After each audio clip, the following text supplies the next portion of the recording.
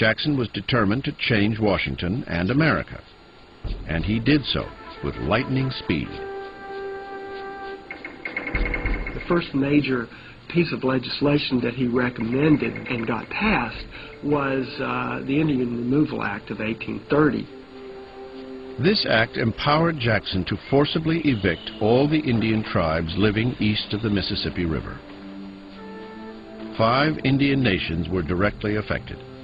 Of the 5, the Cherokee tribe, located in Georgia, chose to fight the eviction in a surprising way. Instead of going on the warpath the way their fathers and grandfathers might have done, this generation of Cherokee Indians took Georgia to court. The case went all the way to the United States Supreme Court. In an historic decision, Chief Justice John Marshall ruled in favor of the Cherokee, saying they did not have to move.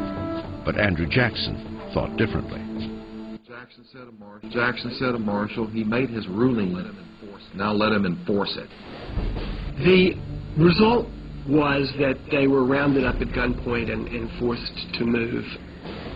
Their property was seized, and they were forced west. Of course, on the Cherokees' forced march, about 1 out of every 4 Cherokees died en route, which is why they call it the Trail of Tears.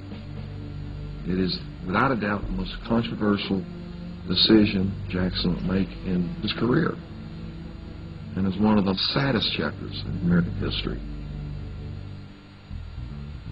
Soon after issuing the Indian Removal Act, Jackson faced a dangerous issue that threatened the fabric of the Union: the South Carolina nullification crisis. South Carolina was angry about the high federal tariff on imported goods, which helped New England at the expense of Southern planters. In response, South Carolina declared it had a right to nullify the federal tax. The person who articulated that theory of nullification most clearly was John C. Calhoun, Vice President of the United States. Jackson might have been more amenable to the argument that the tariff was too high, but he hated Calhoun because he thought he was a personal enemy, and Jackson thrived on personal enemies. From a political standpoint, Calhoun believed Jackson would support him. They were both Southern planters, but Jackson's personal hatred of Calhoun precluded any political sympathy. Instead, he responded with force.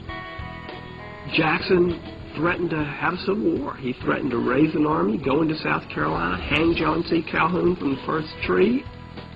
Calhoun was said to have been genuinely scared for his life. But fortunately, cooler heads prevailed. South Carolina backed down, and Congress modified the tariff. As for Jackson, he made it clear that he was the supreme leader of the nation, and that the Union was not going to fly apart under his watch.